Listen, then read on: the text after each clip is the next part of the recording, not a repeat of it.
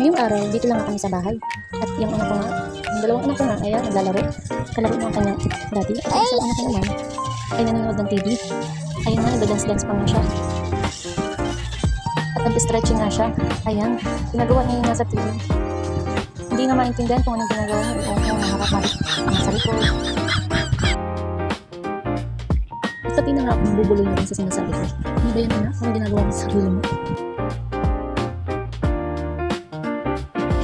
At ayan na nga, pumunta nga kami ng daet. At sabi nga ng anak ko, maglalaro lang sa mga dalawa. Ayun kapatid. At ayun, kasama namin si mama. Ayun, nalilito na si mama.